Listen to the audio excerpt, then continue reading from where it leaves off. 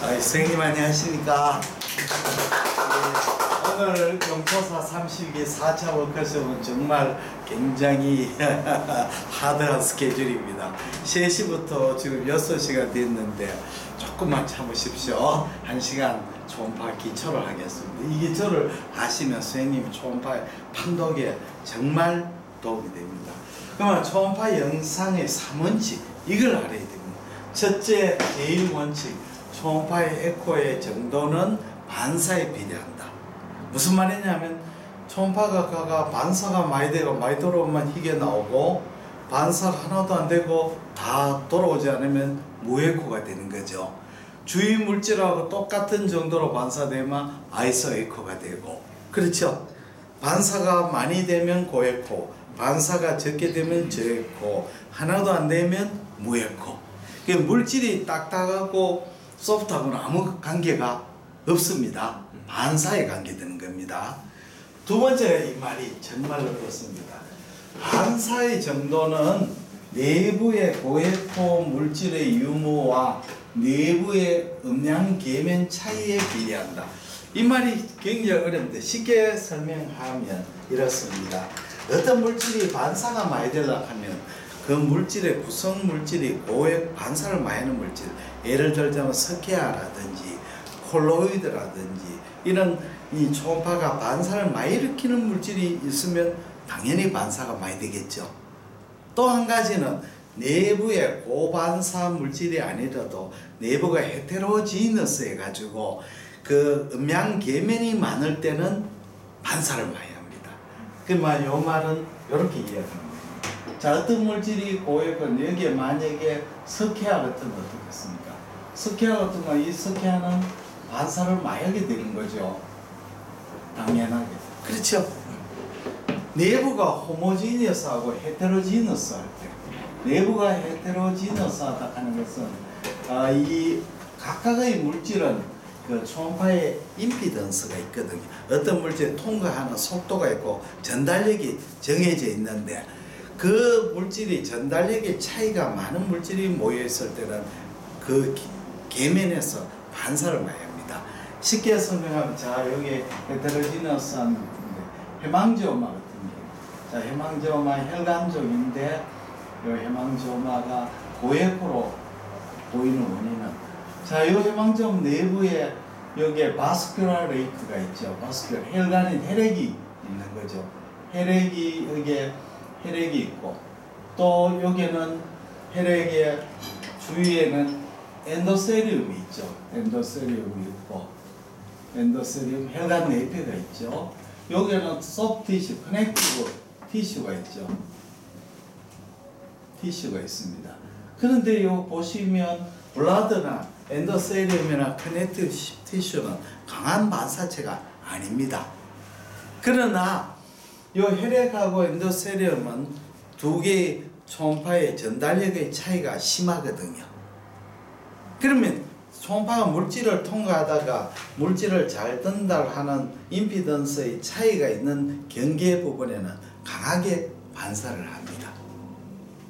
무슨 뜻인지 알겠지? 그러니까 우리가 사람과 살 때 가령 우리가 흑인 한국 사람끼리 한국 사람 섞여 있으면 표시가 잘 안 나겠죠. 한국 사람은 흑인하고 섞여 있으면 표시가 대부분 나잖아요. 마찬가지로 그가 똑같습니다. 여기 중요한 겁니다. 나중에 또 설명을 할게요. 그 다음에 초음파의 에코는 상대적입니다. 우리가 이 초음파에서 어떤 물질이 고에코라도 자기보다 더 고에코 있는 물질에 들어가면 저에코로 되어버립니다. 우리 고등학교 때 공부를 잘했죠. 잘했는데 의과대학 들어온 순간 중위권이 되어버린 거예요. 그러면 부모, 아버님이 막 하시죠. 너는 도대체 공부하는 거냐 안 하는 거냐. 뭐 짜증을 낼 때 사실은 다른 사람이 너무 열심히 공부하니까 이 자기가 열심히 해도 중위권 뺏기 안 되는 거죠. 상대평가입니다. 세 원칙. 초음파의 에코의 휘도는 반사에 비례한다. 초음파의 반사의 정도는 내부의 고반사 물질의 유무와 내부의 음양 계면 차이에 비례한다. 세 번째는 초음파의 에코의 정도는 상대적으로 평가가 된다. 절대 평가가 아니다 말이래. 그렇죠. 공부를 굉장히 잘하는데 너무 잘하는 학생하고 붙으면 못하는 전능아가 돼버리거든요. 똑같습니다. 자, 이 정도 하시고 시작하겠습니다. 자, 우리가 초음파가 이렇게 프로브에서 초음파가 나오면 요 물질이 요렇게 있습니다. 어떤 데냐면 초음파가 와가지고 강한 반사체하고 부딪히면 반사가 돼버리죠. 그렇죠. 아주 강한 금속이라든지 석회가 되면 와가 부딪혀가지고 다시 돌아붙죠. 또 어떤 물질은 초음파 빔이 와가지고 많이는 돌아오지만 일부는 통과하면서 일부는 통과하죠. 통과하면서 흡수가 되어버리죠.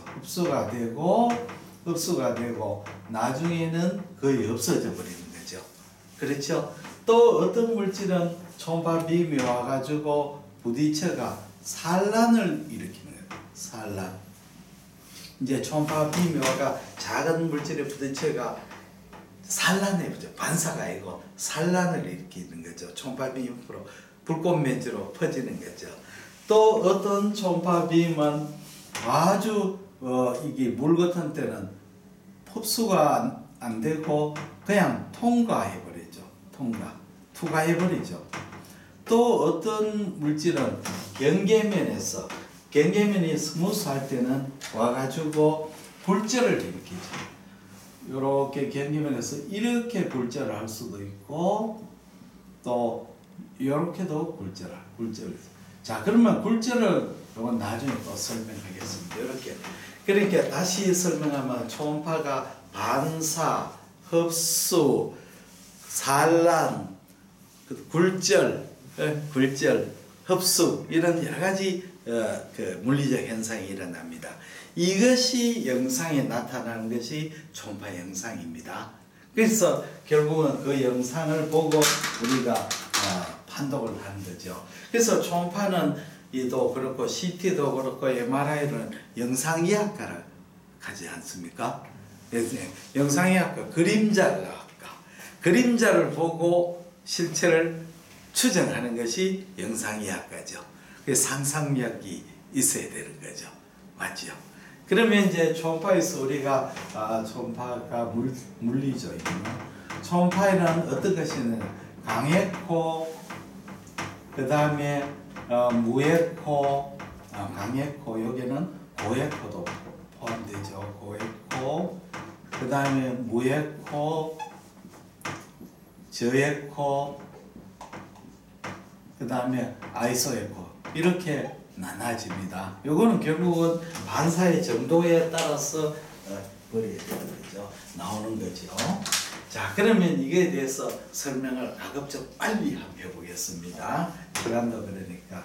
자, 강해코는 이제 고해코 중에 섀도를 동반하는 것을 일반적으로 강해코, 고해코 똑같은 말이죠. 대표적인 것이 석회화입니다.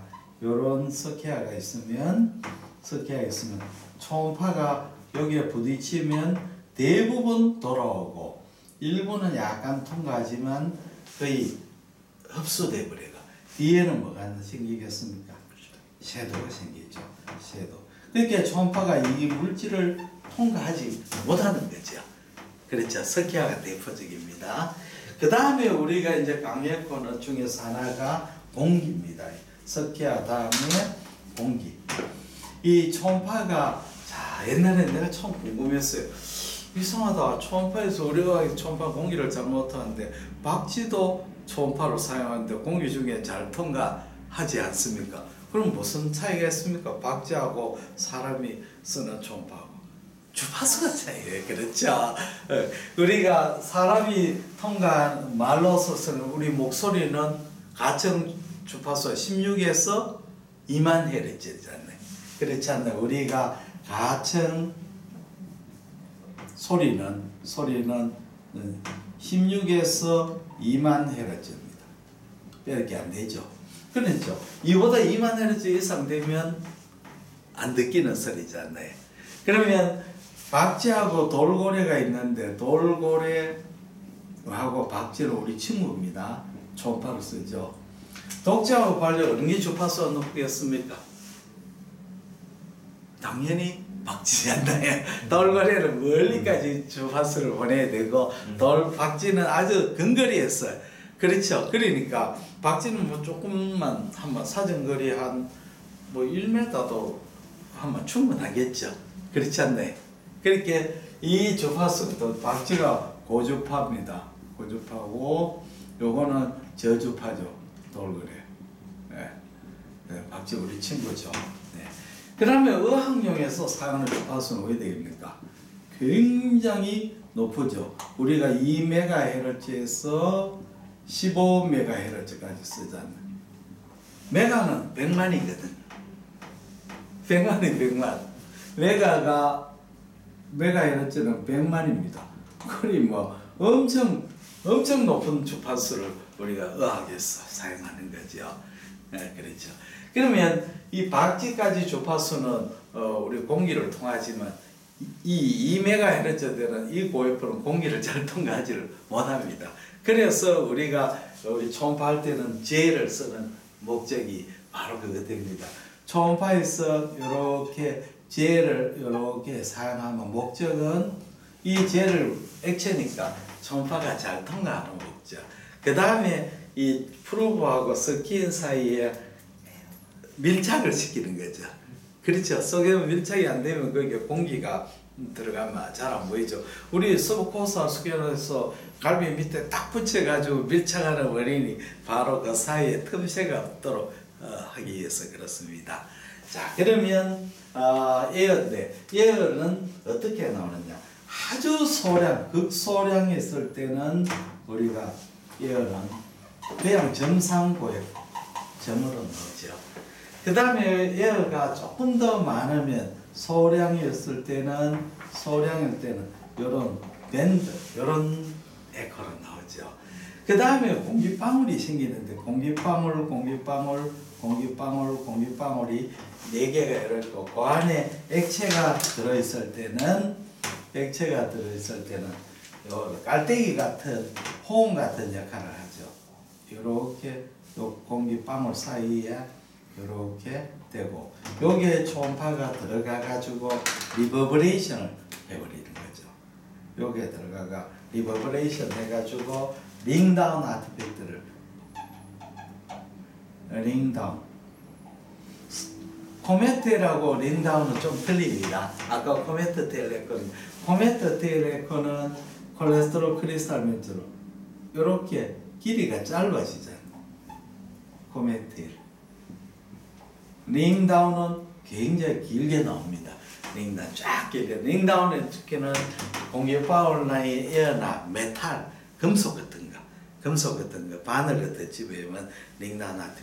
우리 사이로이드 페니엘 할 때 이렇게 옆으로 바늘이 들어가면 밑으로 쫙 링다운 아트팩트가 나옵니다.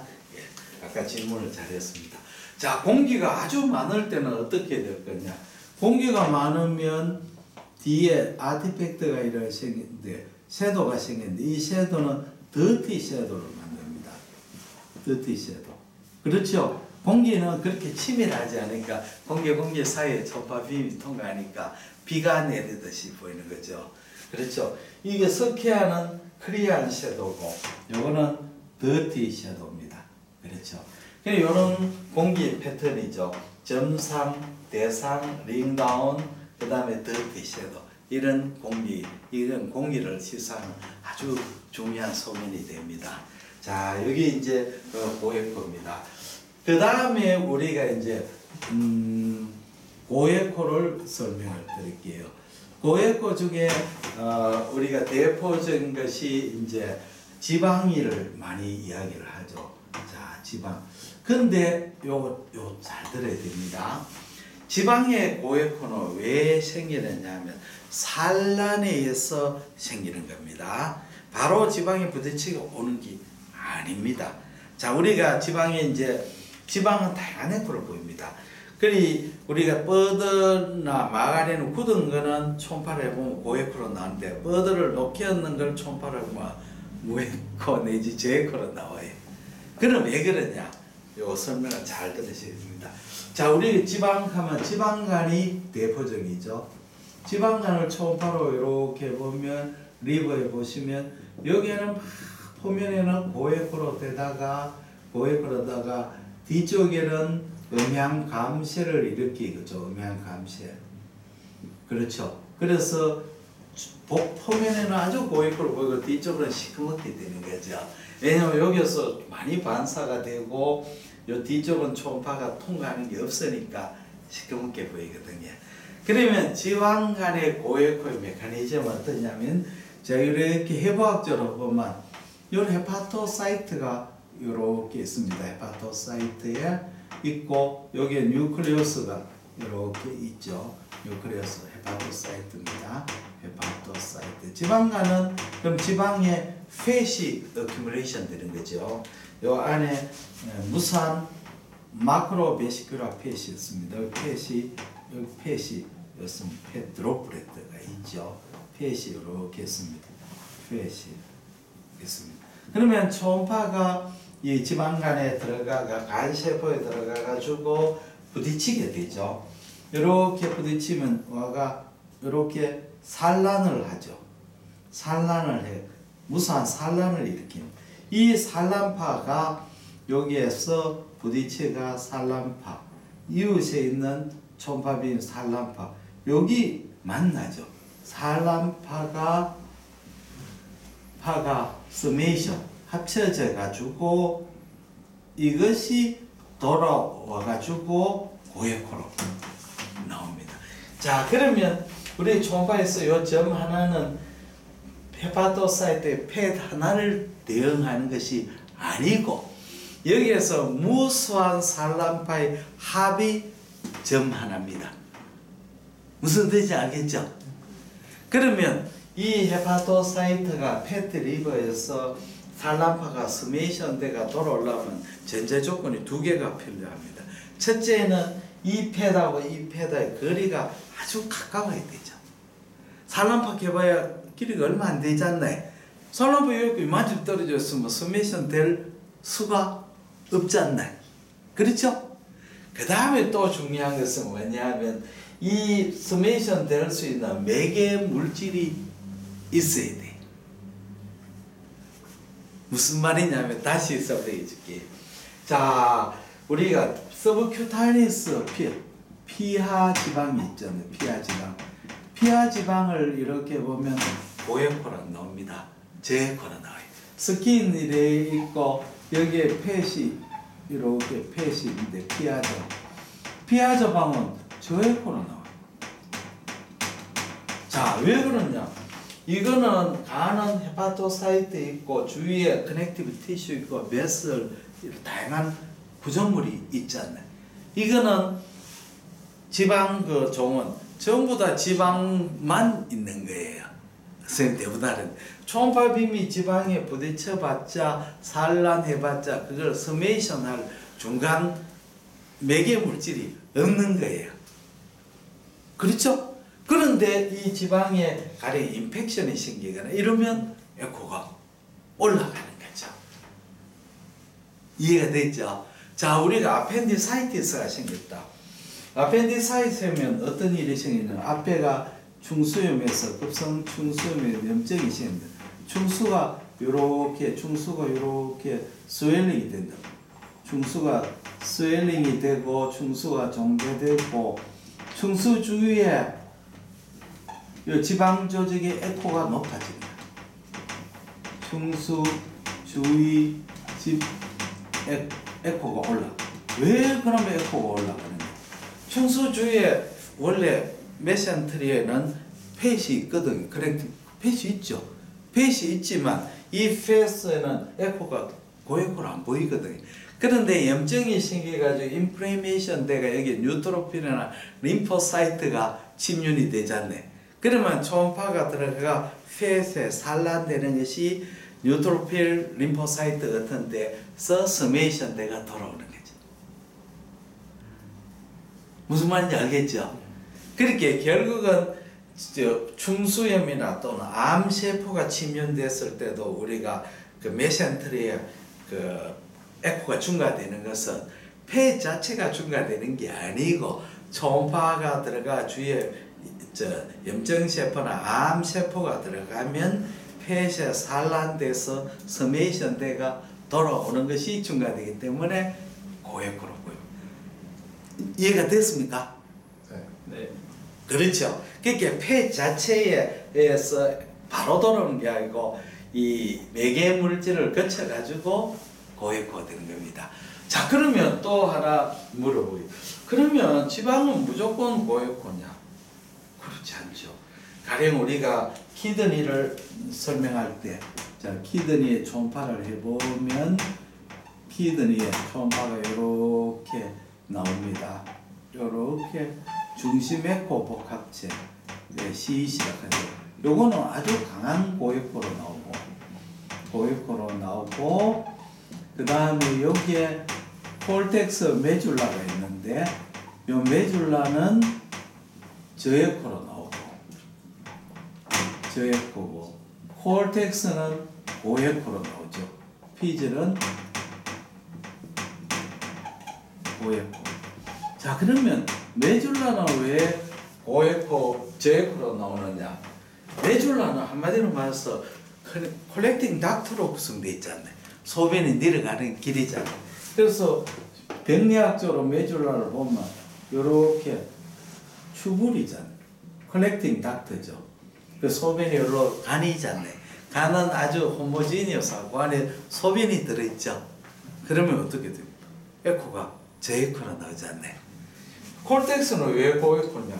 콜텍스는 안에 글로메룰러스가 있고, 글로메룰러스 사고체가 있고, 여기에 사고체 주위에 프록시말 디스탈 컨버레 튜블, 프록시말 컨버레 튜블이 있고, 여기에 주위에 속 커넥티브 티슈가 있죠.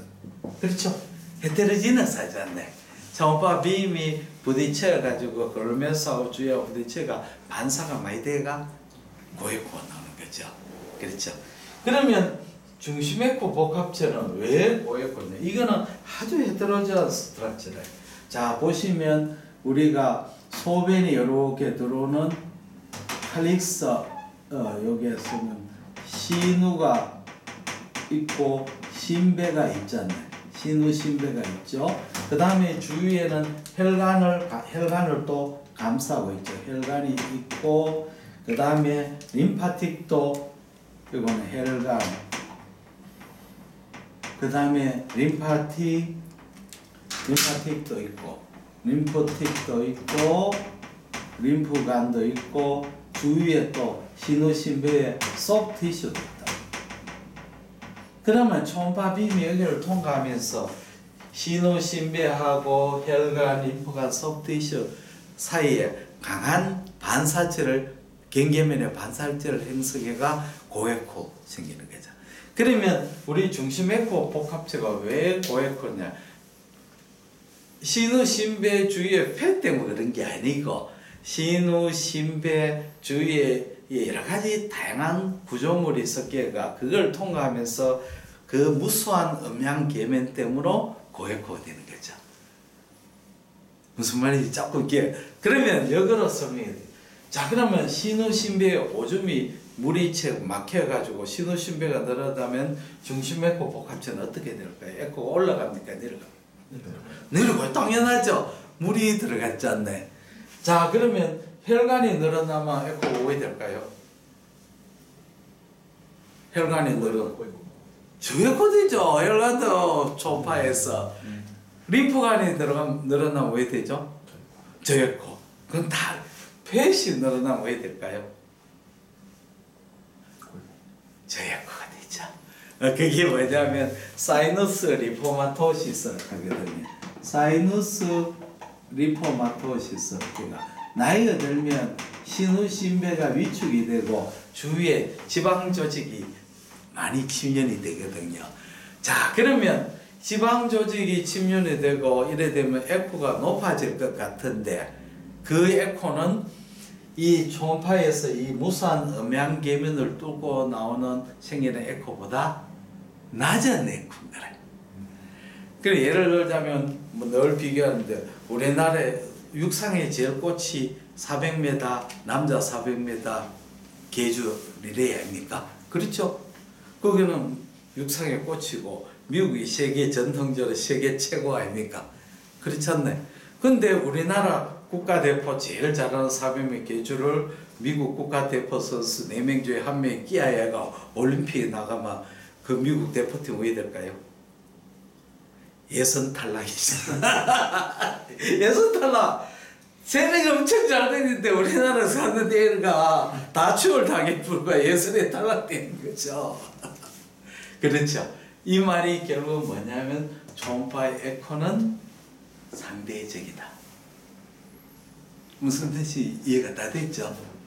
그렇게 그 물질의 에코가 높더라도 주위가 엄청 높은 놈한테 걸리면 이거는 저 에코로 나온다. 이해됐죠? 중요한 소견입니다.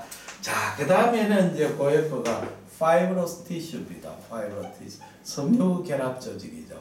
우리가 섬유 결합이 일반적으로 고에코로 보입니다만은 반드시 그런 것도 아니에요. 예를 들자면 우리가 간내 단간암 있을 때 간내 단간암이 단간에서 생기가 주위 페리페럴 타입에서는 암이 이렇게 생겨 파이브러스 티슈가 많이 생기면 이렇게 바일 닥터가 늘어나죠. 단간도 늘어나고 내부가 단간암은 일반적으로 세포 성분이 좋고 파이브러스 티슈가 굉장히 많은 조직이거든요. 그러면 간 실제로 에코에서 단간암은 파이브러스 티슈가 많기 때문에 고에코로 보이는 경우가 많습니다. 고에코로. 자, 그러면 파이브러스 티슈가 많은 무조건 고에코냐? 그것도 아니에요. 예를 들자면 췌장암 중에서 가장 많은 것이 췌간암이거든. 파크레 닥터에 생겨. 그러면 파크레아스 이렇게 좀 파크레 닥터에서 암이 생기면 P 닥터가 딜라테이션 되고 이쪽에 프록시말에 췌간이 확장이 되고 췌간암 부분은 암은 저에코로 나옵니다. 췌간암은 저에코로 봐요. 자, 저에코. 근데 췌간암을 조직학적으로 보면 뭐냐면 파이브러스 티슈가 굉장히 많은 조직이에요. 데스모플라스. 그런데 왜 저에코는 췌간암이 생길 나이쯤 되면 췌장이 애시다가 아트로피 돼가지고 주위에 애시나 주위에 페이시 어큐뮬레이션 되거든요. 그러면 파이브러스 티슈의 에코가 높으냐, 이 주위에 췌장 실절의 페드 어큐뮬레이션 에코가 높으냐, 이게 이제 관건인데 결국은 파크레 닥터의 캔서보다 주위에 췌장 실절 에코가 더 높기 때문에 저에코가 되고, 그렇죠? 상대평가죠. 자, 우리 사이로이드에서 폴리큐라 네오플라즘이 있잖아요. 그 다음 폴리큐라 네오플라즘 중에는 캡슐이 있잖아요. 캡슐은 파이브러스 티슈로 됐거든요. 그러면 고에코로 나와야 될 건데 저에코로 나오거든요. 왜 그럴까요? 주위에 사이로이드가 워낙 고에코잖아요. 맞죠? 주위 사이로이드 고에코잖아요. 그러니까 파이브러스 티슈의 에코 정도하고 사이로이드 콜로이드 에코를 비교하면 사이로이드의 콜로이드가 더 고에코니까 파이브러스 캡슐은 저에코. 또 많죠. 우리가 HCC에서 노졸라 타입에서 H 팽창 발생하면 헬로가 생기잖아요. 페리페럴 헬로가 생기는데 헬로도 파이브러스 티슈인데 주위에 간실주는 리보시로스테가 파이브러스 티슈하고 패드하고 큐레이션 이게 더 캡슐보다 더 고에코입니다. 그럼 저에코 되겠죠. 그러게 결국은 초음파의 영상은 절대 평가가 아니고 상대 평가다. 상대 평가죠. 어느 놈이 더 에코가 높으냐.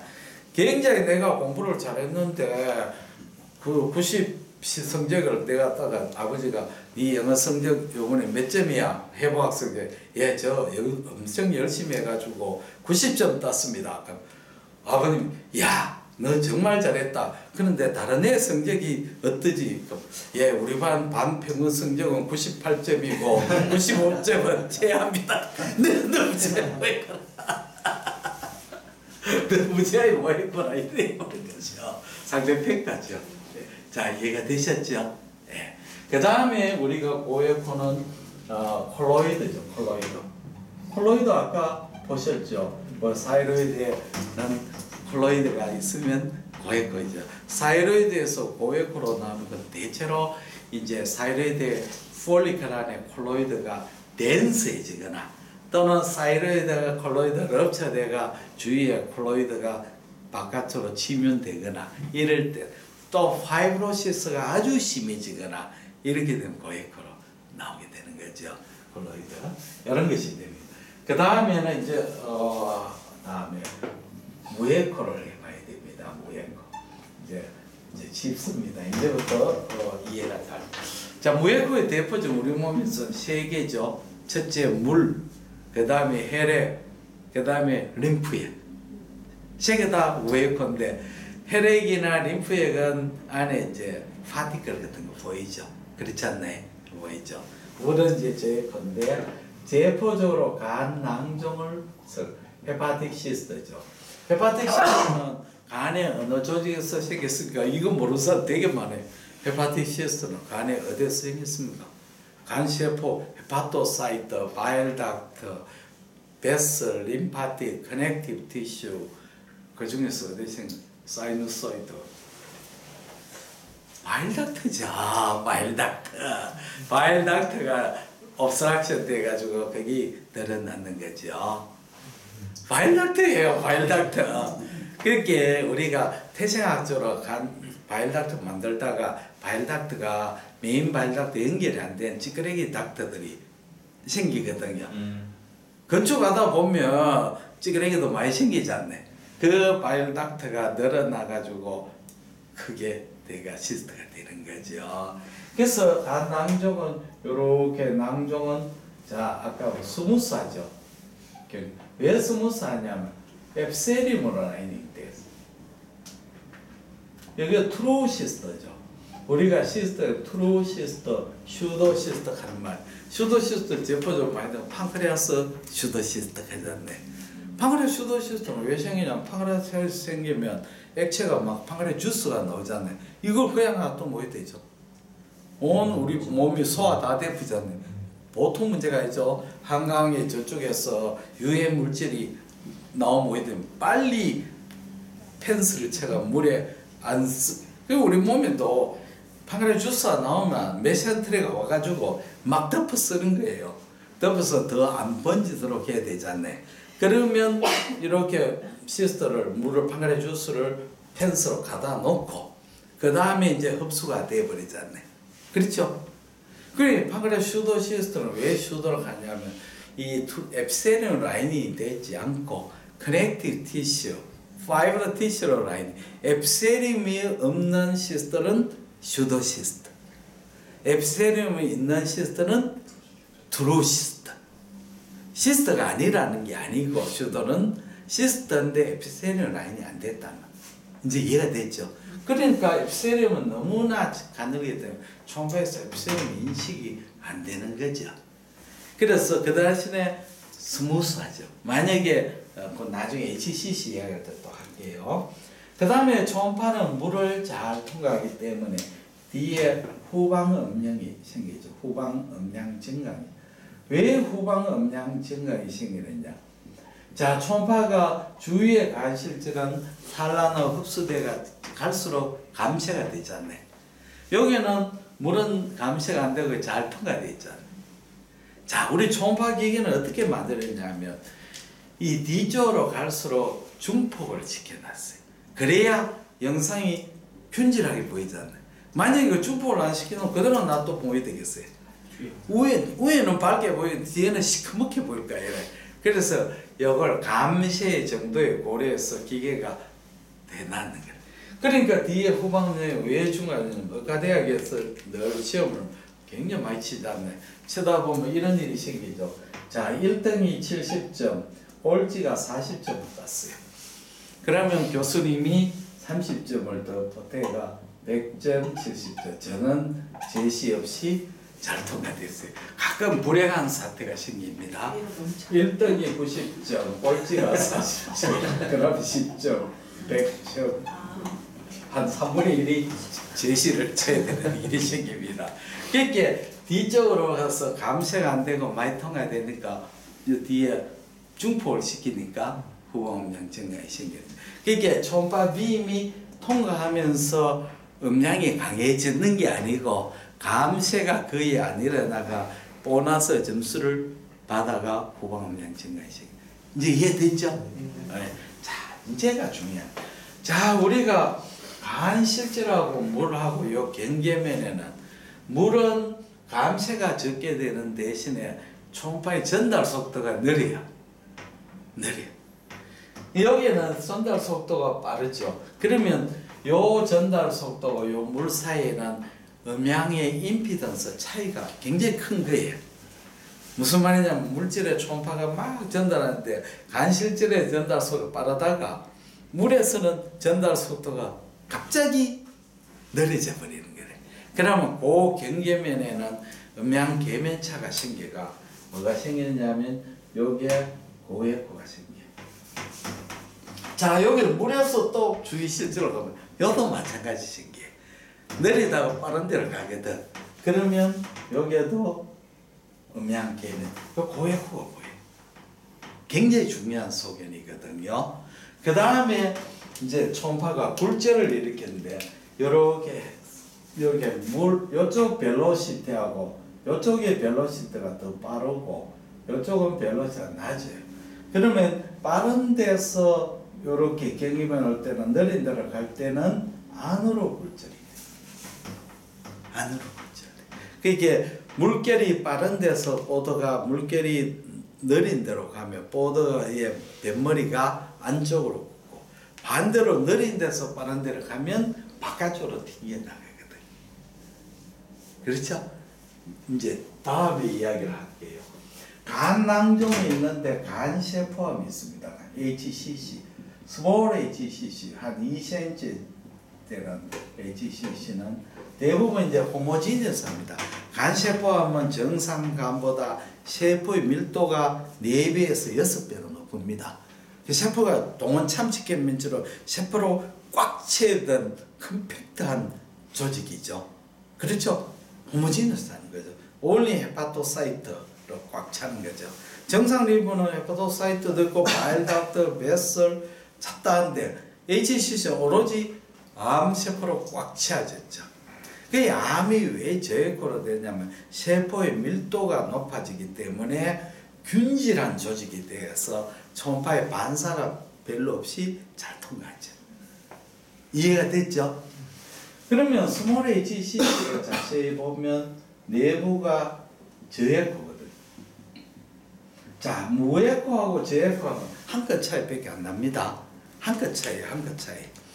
한 끗 차이인데 우리 야구에서 프로야구에서 2할 9푼 9리하고 3할하고 차이는 한 시즌에 4개 내지 5개 안타 차이인데 5개 더 차가 3할 되면 강타자는 3크롭이 3할 때 타자는 강타자인데 2할 9푼 9리가 되면 뭐가 됩니까? 평범한 타자거든. 4개 5개 차이 없어요. 그렇지만 연봉 협상에 보통 불리한 게 아니에요. 3할 때 타자가 되면 3할에 등록이 되잖아요. 강타자는 3할 때를 잡잖아요. 3할 안 되면 평범한 타자죠. 물론 타자도 이제 영양가 있는 타자가 있고 영양가 없는 타자가 있죠. 이제 우리 팀이 지는데 9회 말에 참 멋진 결승타를 날려가 3할을 또 못 내지만 득점을 더 이기면 영향가 있고 10대0으로 이기는데 솔로 홈런 참 치면 뜨가웃에 있는 선수들은 신경질 나주겠어. 좀 쉬어야 되는데 또 영접하러 나와야 되느냐. 꼭 그런 선수 있어요. 이길 때 쓸데없이 점수 따고 질 때 결정타 못 내주는. 그러고 보면 이승엽은 영양가 있잖아요. 꼭 8회 말에 역전 홈런을 쳐주죠. 자, 그러면 HC는 저거죠. 그리고 후방음량 증강이 있습니다. 후방음량 증강이 있어요. 후방음량 증강은 시스터보다는 약해요. 약한 후방암이. 왜냐하면 균질한 조직이고 음양 감쇄가 적으니까 초음파가 주위에 비해서 산란덕스가 없이 통과되죠. 그렇죠. HCC에 어리 HCC, 스몰 HCC 후방암 증가해. 왜냐하면 주위 조직에 비해서 감쇄가 적게 되잖아요. 이해됐죠? 아, 선생님 역시 믿음이 이제 믿음이 강해져서 다음에는 이 경계가 어떻겠습니까? 스무스하지 않고 일레귤러하죠, 사실. 왜냐하면 여기는 epithelium 라인 되는데 여기는 파이브러 티슈로 라인이 있잖아요. 그렇죠? 그 다음에는 이제 여기는 요 경계면에 여기는 고에코가 있는데 이거는 경계면 고에코가 별로 없죠. 왜냐하면 요 놈이나 본질적으로 여기 같은 헤파토사이트고 단지 헤파토사이트의 밀도가 높아졌다는 거 보이지. 음양 계면차가 나올 정도는 아니죠. 자, 그 다음에는 굴절을 일으키는데 이 HCC가 이 포면이 스무스할 때는 일렉을 할 때는 안 됩니다. 비교적 스무스할 때는 초음파빔이 바깥으로 굴절합니다. 요렇게 와가 바깥으로 라테랄 섀도우가 바깥으로. 자, 그럼 중요하죠. 자, 우리가 초음파 하다 보면 이게 HCC인지 헤파틱 시스트인지 구별을 안 될 경우가 많은데 가장 중요한 포인트는 후방 음양 증강도 있지만 여기에 경계면 고에코 있느냐를 보는 것이 굉장한 포인트가 됩니다. 이제 낭종에 대해서 이해가 됐죠? 예. 그러면 다음은 이제 무에코하고 이제 저에코를 하겠습니다. 저에코 이제 다 해갑니다. 자, 저에코는 우리 몸의 정상적인 조직에서 대표적인 저에코는 근육입니다. 머슬. 우리 아까 갑상선 볼 때 안테리어 스트레이드 SCM 머슬, 안테리어 스트레이트 머슬은 전부 다 저에코로 보이잖아요. 근육은 균질한 조직으로 어떤 거 있고 근육은 치밀하지 않네. 다른 조직이 별로 없지 않네. 그러니까 초음파가 잘 통과해가지고 저에코로 됩니다. 그래서 우리 몸의 정상 조직에서 보면 저에코로 보이는 게 근육이죠. 근육을 비교하지 않네. 우리가 비교하자. 그래서 갑상선을 우리가 저에코도 뭐를 결절이 저에코 머슬하고 비교를 하거든요. 머슬하고 이 근육이. 그러면 이제 마지막 강의가 다 끝날 때가 다 돼갑니다.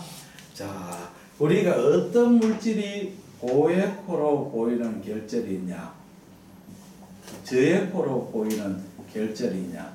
이거는 이제 원인이 여러 가지 있지만 첫째는 고에코로 보이는 결절은 어떤 첫째 내부 성분이 고에코거나 내부가 헤테로지너스한 구조로 구성할 때는 고에코로 보이겠죠.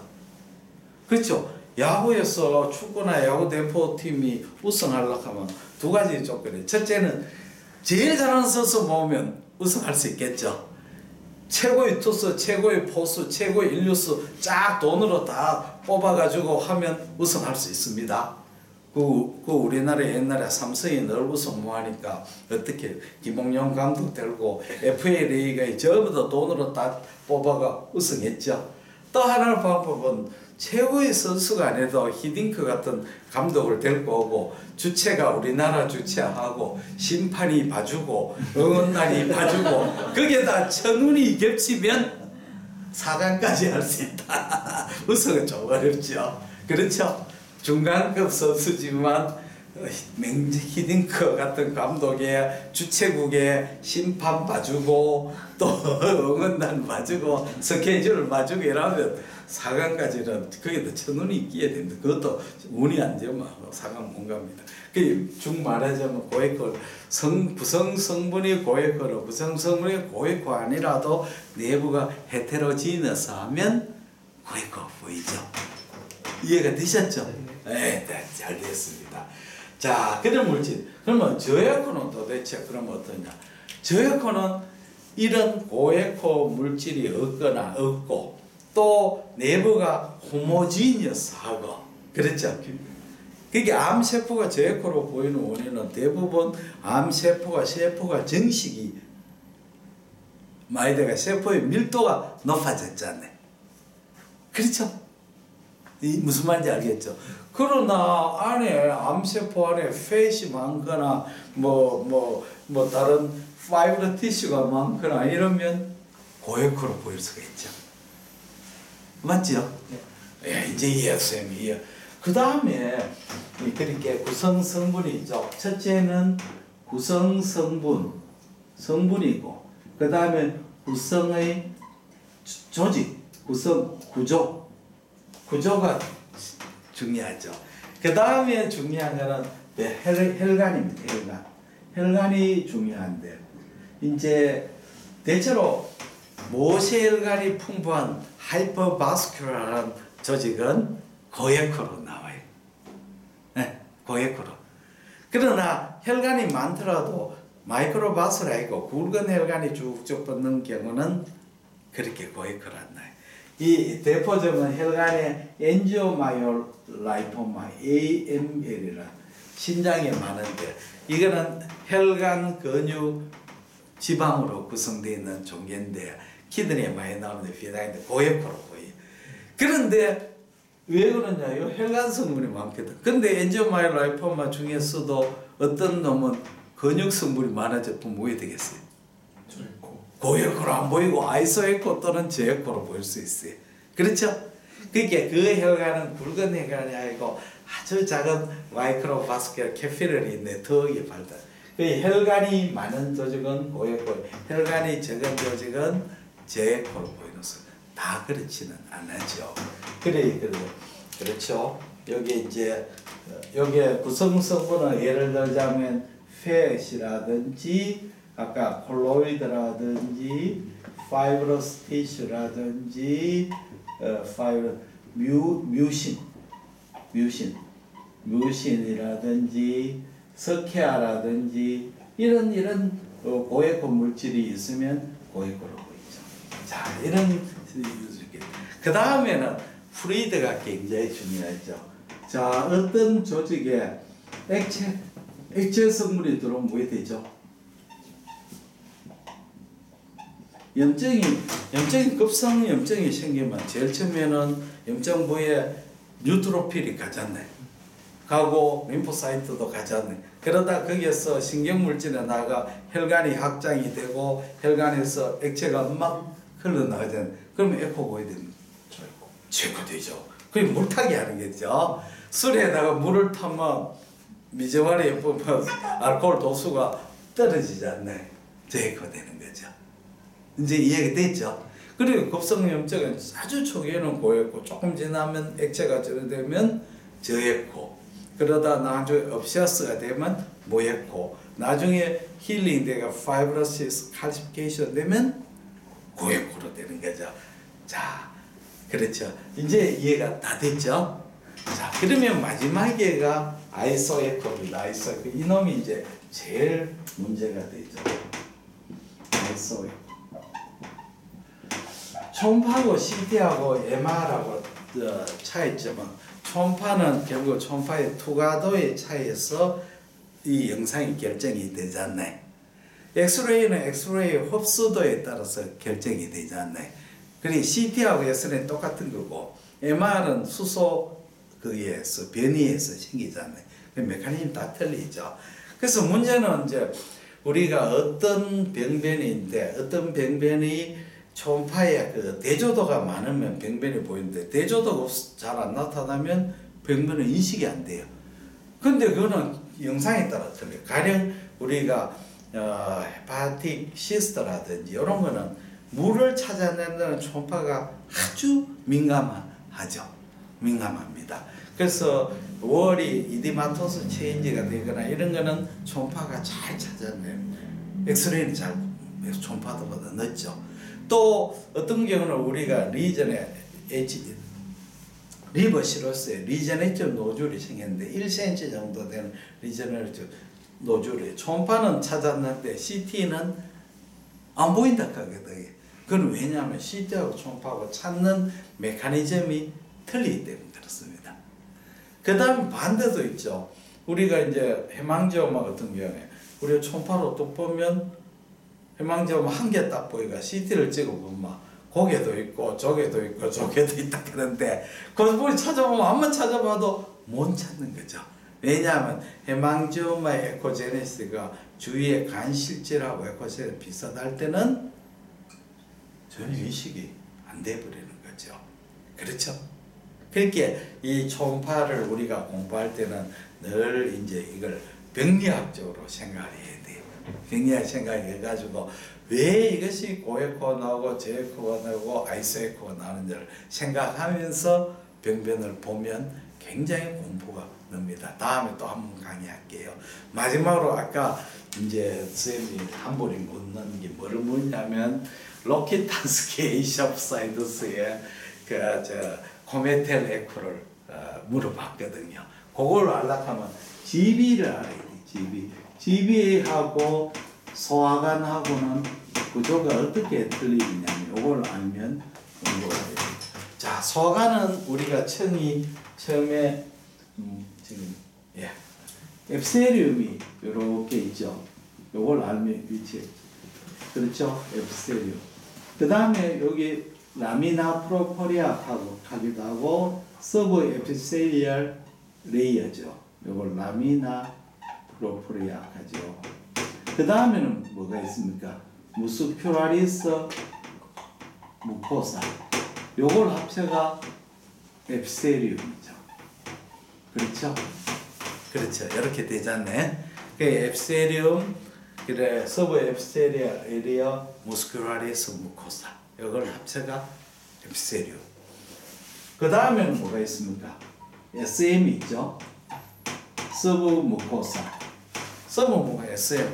요새 말씀만 해. 아니다. 그건 SM이 아니다. 이수만이 있는 게 SM이죠. SM은 안에는 글랜드, 림파틱, 너브, 베슬, 커넥티브 티슈, 오만 작동상의 구조가 들어있죠. 그 다음에는 뭐가 있습니까? 무스큘라리스 프로포리아, 그 다음에 서브 시로사, 이렇게 전구조가 5레이어 이렇게 구조가 되는데, 그러면 소화관의 초파가 딱 부딪히면 제1층은 고에코로 나와요. 1층 고에코는 왜 생기느냐? 이 내강하고 앱세리움은 굉장한 음양 계면차가 크거든. 그래서 반사가 되는 거죠. 1층 고에코는 내강하고 앱세리움이 반사로 생깁니다. 그 다음에 2층 고에코, 저에코죠. 2층의 저에코는 1층 고에코, 2층 저에코는 바로 무스큘라리스 무코사가 주로 되는 거죠. 머슬 성분이지 않네. 머슬 성분은 초음파가 잘 통해 저에코잖아. 그렇죠?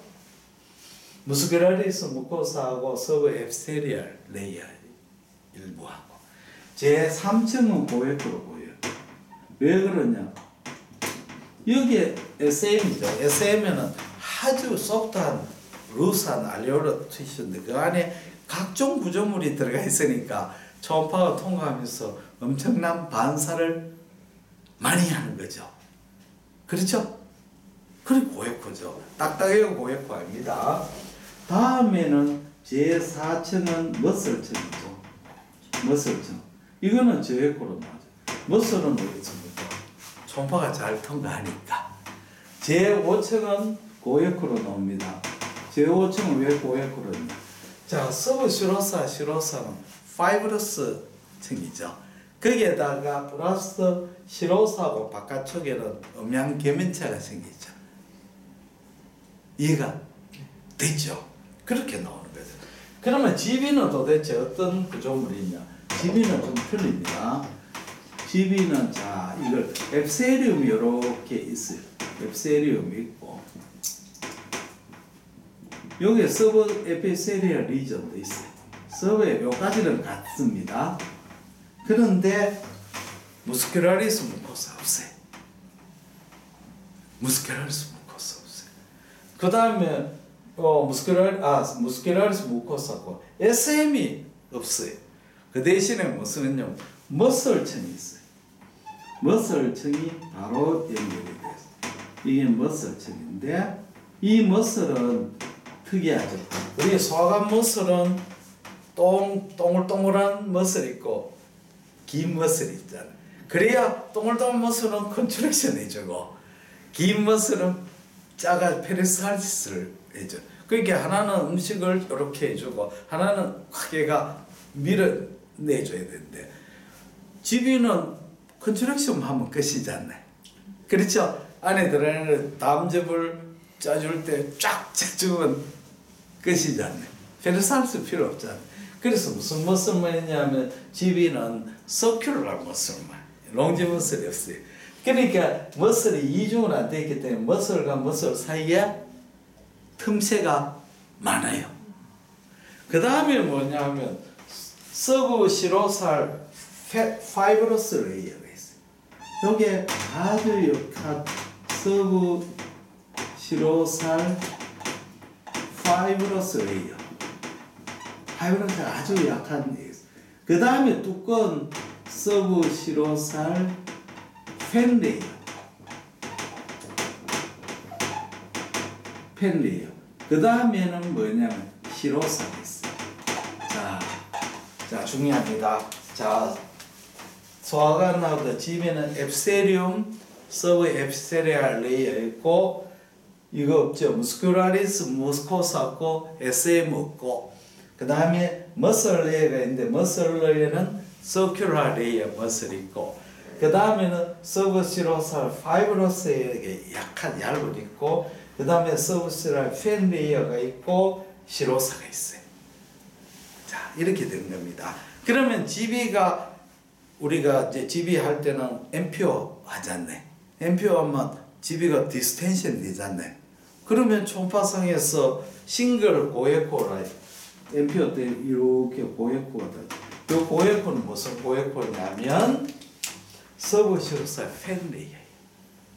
GB가 디스텐션 되면 머슬 이쪽도 아주 가늘어져 보고 디스텐션 그렇지 않네. 여기서 집에서 가장 두꺼운 층은 서브시로살 펜 레이어. 이게 뭐예요? GB가 컨트랙션 되어버리면 음식을 먹거나 GB가 컨트랙션 되면 3레이어로 보이죠. 요거는 1층 고에코, 요거는 예강하고 엑스는 경계면 에코 생기고 2층은 뭐겠습니까? 2층은 저에코로 보는데 요거는 머슬 컨트랙션 돼. 제3층은 고에코로 보이는데 요거는 뭐겠습니까? 서브시로살 펜 레이어. 이해가 됐습니까? 잘 안 되는 것 같은데. 자, 그럼 이제 마지막 강의를 하겠습니다. GB의 특이한 것이 그 로켓탄스키 에이시옵사이너스거든요. 정상인도 있어요. 정상인도 있고 크로닉 콜레시스타이티스도 있고 정상인도 있어요. 그 다음에 이게 많으면 GB 아데노마요마토시스 하거든요.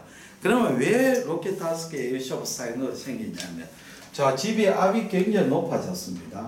GB 내강의 압이 높아지면 가장 위익한 부분으로 앱세륨이 안으로 들어가죠.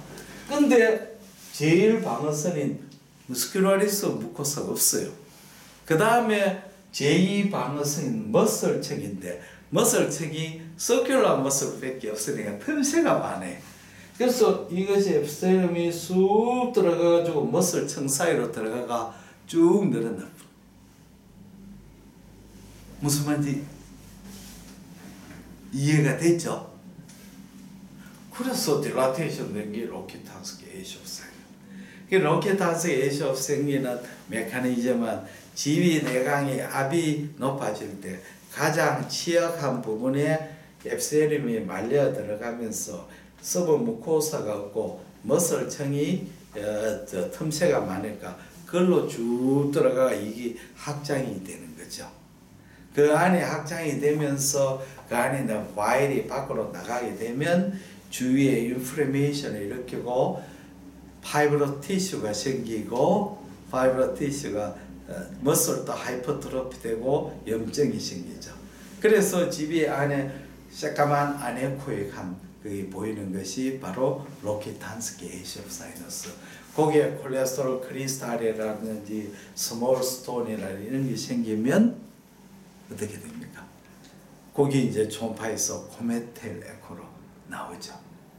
이게 GB가 캔서에 취약한 것은 바로 제일 최악인 거는 로켓탄스키 에이시 오브 사이너스에서 거기에서 캔서가 생기면 바로 이까지 들어갔으니까 이 서브시로스 파이브로스 레이어만 뚫고 들어가면 바로 가는 거죠. 그렇죠? 그래 GB 캔서가 예후가 나쁘죠. 자, 오늘 쌤하고 한 시간에 걸쳐서 초음파 스케일도 해설을 했습니다. 이해가 좀 어려운 점도 있습니다만은 이제 우리가 초음파를 공부를 잘하는 방법은 뭐냐면 이제 초음파의 학업자는 어떻게 하느냐, 리버를 톡 보고 메스 있네, 잘했다, 저거 CT 찍으러 라이트 리버에 메스가 있습니다 하고 그것만 해도 훌륭해요. 네. 그 다음에 조금 더 잘하는 선생님은 리버에 오른쪽에 메스인데 세그멘트 몇 번에 뭐 있고 크기는 어떻고 에코제레이션 내부는 헬로가 있고 내부에는 뭐 어떻고 이런 걸 다 따져가 종합적으로 분석을 해가지고 이제 판독을 해가 보내주는 사람. 이러면 이 사람은 아주 중급이죠. 최상급은 이제 그걸 보고 이제 생각을 해부학적으로 병리학적으로 어떤 것이 있을까.